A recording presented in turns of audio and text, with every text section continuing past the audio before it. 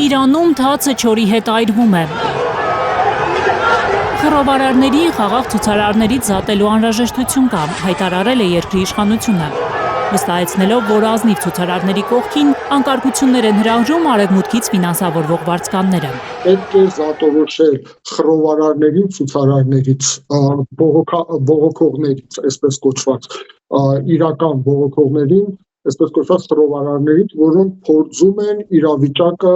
թեժացնել եւ այս բողոքի ակցիաներին տալ քաղաքական երանգավորում։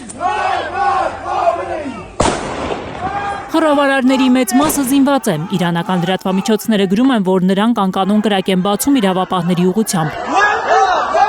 Տեղեկություն կա, թե վերջին մեկ շաբաթում 1 տասնյակից ավելի մարդ է սպանվել, նաև ոստիկաններ։ Մտահոգիչը իմ կարծիքով երկրի արևմտյան նահանգներում տեղի ունեցողն է, որտեղ կան խռովարար հստակ ուղղորդված խմբեր, որոնք զենք զինամթերք են օգտագործում, փորձում են հարձակվել պետական հիմնարկ հաստատությունների վրա, ոստիկանատների վրա, իրավապահ մարմինների վրա։ Գրեթե 1000 ցուցարարի են ձերբակալել Իրանում ըստ տարբեր աղբյուրների։ Շահնազարյանի խոսքով շատերը ցուցմունքներում հաստատել են, որ աշխատում են Իսրայելի արևմուտքի համար։ Արդեն կան ձերբակալվածներ հստակ, արդեն կան բացահայտված խմբակներ, խմբավորումներ, ցեզոքացված, որոնք ուղղորդված են եղել այդ ամենը կատարելու եւ առաջին իսկ հարցաքննությունները, առաջին իսկ ցուցմունքները ցույց են տվել, որ դրանք ուղղակիորեն կապված են Իսրայելի հետ։ Մեկ շաբաթից ավել է ազգային արժույթի արժեզրկման ու կտրուկ գնաճի ֆոնին են երկրի 26 նահանգներում ցույց անում իրանցիները։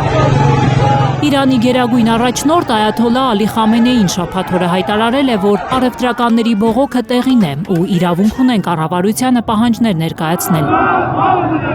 Բայց անկարգությունները միայն Իրանի թշնամիներին են ձեռնտու։ Հստակ է, որ այս ամեն ինչը միանշանակորեն ուղղորդվում է դրսից, արդեն ականատես ենք եւ տեսել ենք, թե Միացյալ Նահանգների նախագահը Թրամփը 2 անգամ հայտարարություն է կատարել իբր ցուցարարներին, այսպես աջակցություն ցուցաբերելու։ Թրամփն իբրև Իրանի ժողովրդին պաշտպանելու նպատակով նորից սպառնացել է Թեհրանին։ Եթե ինչպես նախկինում սպանեն մարդկանց, նահանգները շատ ծանր կհարվածի։ Իսրայելի վարչապետ Բենյամին Նեթանյահուն ևս հայտարարել է, թե իրանցի ցուցարարների կողքին է։ Բոլորը փորձում են այնպիսի մեծացնել եւ այնպիսի ուշադրության կենտրոնում պահել այս ամեն ինչը, ոնց որ թե երկիրը արդեն կանգնած է հեղաշրջման եւ իշխանափոխության փուլի։ Արևմուտքի գերծանր պատժամիջոցների տակ ապրող Իրանում տնտեսական խնդիրներն ահռելի են, ասում է Շահնազարյանը։ Մեր հարևան պետությունը պետք է կարողանա զգայուն այս փուլում ճշգրիտ ու երկարաժամկետ լուծումներ գտնել։ Գայանե Մովսիսյան, Արմեն Ապրեսյան, Հայլուր։ Հայաստանում եւ աշխարհում տեղի ունեցող իրադարձությունների մասին առաջինն իմանալու համար բաժանորդագրվեք մեր ալիքին, սեղմեք զանգակը, որ բաց չթողնեք ամենահրատապը, ամենակարևորն ու հետաքրքիրը։